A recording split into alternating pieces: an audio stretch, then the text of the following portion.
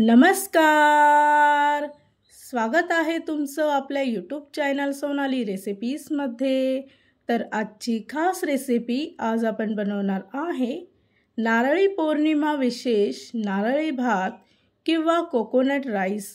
खूप सोपी रेसिपी आहे, खूप झटपटीत तयार होणारी आणि चवीला अतिशय भन्नाट लागणारी. तर या नारळी पौर्णिमा विशेष तुम्ही हा राईस नक्की तयार करून बघा. चला तर मग या रेसिपीसाठी लागणारे संपूर्ण साहित्य व कृती पाहून घेऊ. नारळी पौर्णिमा विशेष नारळी भात बनवण्यासाठी इथे मी एका वाटीमध्ये 1 वाटी बासमती तांदूळ घेतले आहे. 2 पाण्याने हे तांदूळ स्वच्छ धुवून अर्ध्या तासासाठी भिजवत ठेवायचे. त्यानंतर एक नारळ घ्यायचा आहे.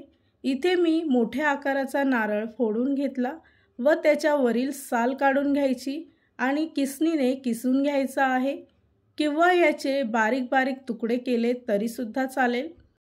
तयार केलेला नारळाचा कीस एका मिक्सरच्या भांड्यामध्ये टाकून त्यामध्ये थोडंसं पाणी टाकायचं आहे आणि मिक्सरमध्ये बारीक वाटून घ्यायचं आहे. त्यानंतर एका सुती कापडावर हे मिश्रण गाळून घ्यायचं आहे, म्हणजे तुम्हाला इथे नारळाचं दूध मिळेल. उरलेला नारळाचा कीससुद्धा मी वाटून घेते आणि अशा पद्धतीने त्याच्यातील दूध काढून घ्यायचं आहे. नारळी भात बनवण्यासाठी दूध नेहमी नारळाचंच वापरायचं आहे. तर इथे आपण एवढ्या क्वांटिटीमध्ये हे दूध काढून घेतलं. त्यानंतर एका पॅनमध्ये 2 मोठे चमचे साजूक तूप घ्यायचं आहे. त्यामध्ये आवडीप्रमाणे ड्रायफ्रूट घ्यायचे आणि 1 मिनिटासाठी हे ड्रायफ्रूट परतवून घ्यायचे आहे. त्यानंतर एका प्लेटमध्ये काढून घ्यायचे.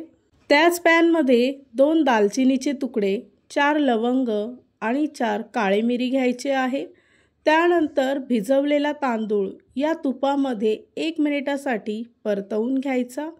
त्यानंतर तयार केलेलं नारळाचं दूध यामध्ये टाकून सर्व मिश्रण व्यवस्थित मिक्स करून घ्यायचं आहे आणि उकळी आली की यावर झाकण ठेवायचं आहे.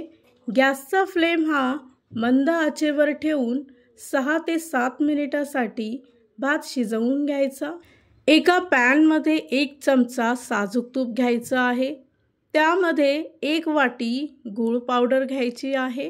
उरलेल्या नारळाचा चुरा यामध्ये टाकायचा आहे आणि पुन्हा एकदा सर्व मिश्रण व्यवस्थित मिक्स करून घ्यायचं. 2 ते 3 मिनिटासाठी हे मिश्रण परतवून घ्यायचं आहे. इथे तुम्ही वेलची पूड किंवा जायफळ टाकू शकता. त्यानंतर इथे आपला भातसुद्धा व्यवस्थित शिजला आहे. तो सुद्धा एकदा व्यवस्थित मिक्स करून घ्यायचा.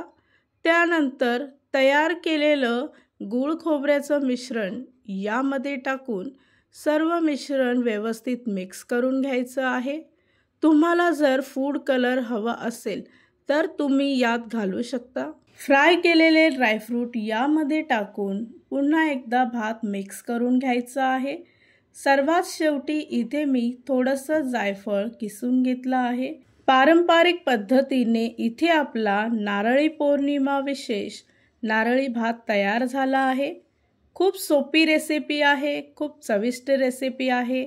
ही रेसिपी तुम्ही नक्की ट्राय करून बघा आणि जर का तुम्हाला हा आजचा व्हिडिओ आवडला असेल तर प्लीज लाईक, शेअर आणि कमेंट करा. चॅनलवर नवीन असाल तर सबस्क्राईब करा.